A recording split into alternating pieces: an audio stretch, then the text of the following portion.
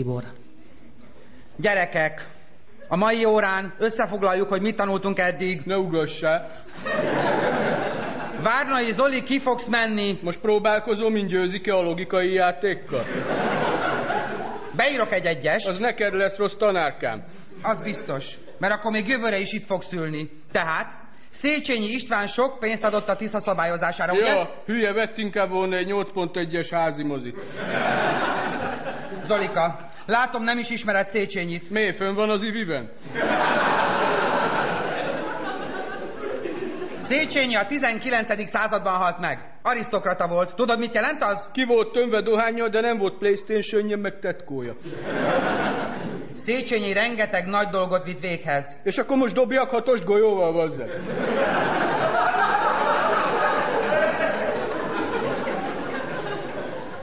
Fontos ember volt. Apám is fontos ember, mindig a fülén van a Bluetooth.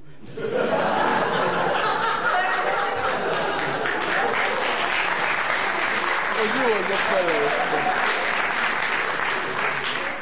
De Széchenyiről utcákat és tereket neveztek el. Utcát rólam is neveztek el. Melyik utcát? A Király utcát, meg égtett Király. Király. Köcsök. Király. Gyerekek, a jó arisztokrata sokat tesz a magyar kultúráért. Hát öcsém, az tök gáz. Mi az, hogy tök gáz? Tudomány, művészetek, irodalom. Az gáz. És a magyar történelem? Az is gáz. Petőfi, Arany János, József Attila? Gáz. És akkor mi a hélium? Ugatsz?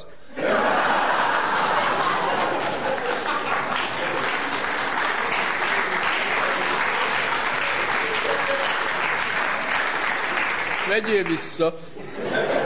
Különben is egy verset se tudsz elszavalni. A magyar tanárnő sírva jött ki az óráról. Ja, mert beírt nekem egy egyes, azt megütöttem mind a 2-20, és tök rendes volt, mert magától kihúzta.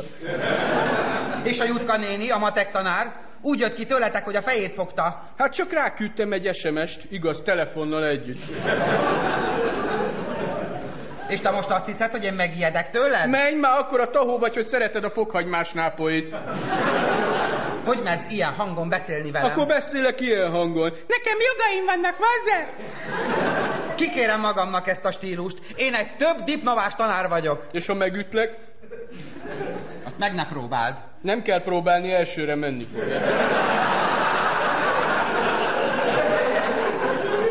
Zoli, én figyelmeztetlek. Ne ugassam, mert olyat kapsz, hogy eléred a buszt. Menj a helyedre!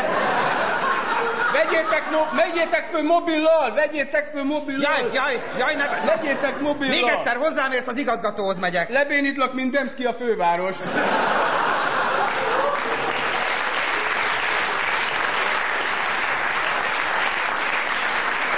Tessék, még kapsz egyet lábbal is. Na. Behívom apádat. Király, akkor ketten verjük szét a fejedet.